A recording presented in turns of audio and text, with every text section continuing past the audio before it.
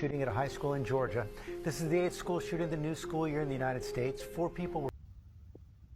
So here we go again, folks. Another shooting in America.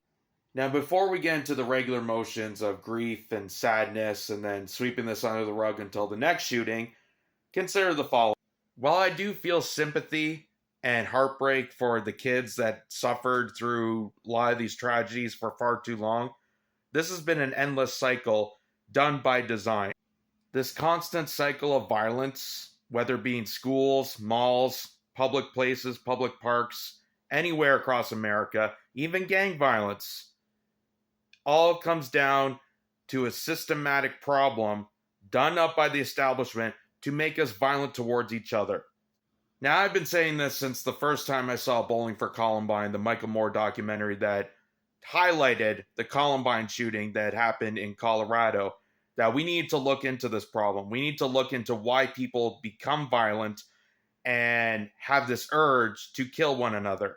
But then, realizing how our media operates, how we conduct wars overseas to mass murder other people in other countries, and how corporations exploit us to the point of rage, I'm not really surprised. Sadly, as painful as this statement is, I am not shocked anymore that violence is an epidemic in the United States. And there is a lot of key factors that they're leaving out of the conversation purposely that's causing young kids to become actively violent. Take note of this. This is a Substack article by a Midwestern doctor. I encourage people to read this because this is something that's alarming that they're not telling you in detail. The decades-long evidence of antidepressants that are altering people's minds, that are conducting horrific things to their brain chemistry. On top of that, the mainstream media that's polarizing people, dividing us in their divisive language in order to blame our neighbors, blame each other, and yell and scream at other people while they're the ones conducting the worst for humanity. And the fact that your tax dollars, your hardworking money, isn't being invested into helping people or investing into infrastructure that could actually save people's lives.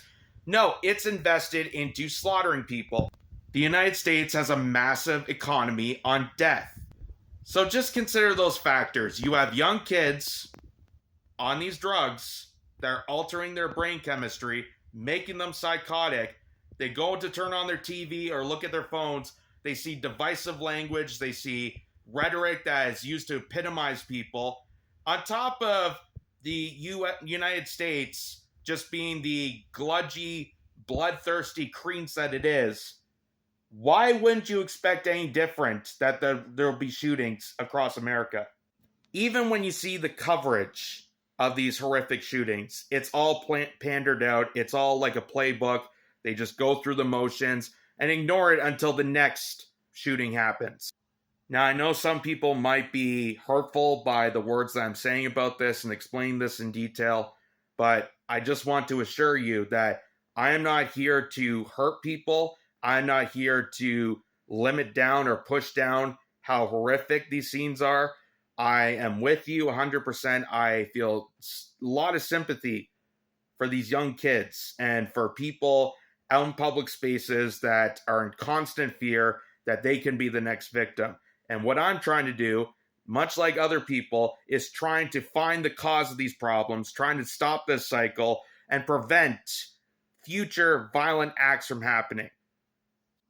And I know people are going to jump right into, well, what about the guns? And, well, I've been on the fence on the whole Second Amendment thing. It's a back and forth issue that I've never fully enacted. I'm more kind of the side of pro Second Amendment as the government continues to overreach in their authoritarian measures. Considering all the other factors that lead people into violent acts, the gun is the least of importance. And if they didn't have the gun, it'd be some other weapon. It'd be their fist. It'd be a knife. It'd be something else. Basically, what I'm trying to say is that this is all done by design to create these psychopaths so that America becomes this behemoth of psychos everywhere that are terrorizing other neighbors, that are terrorizing members of your community, built by rhetoric of the mainstream media, pushed by the federal government that's also invested in bloodshed and tyranny and despair of humanity.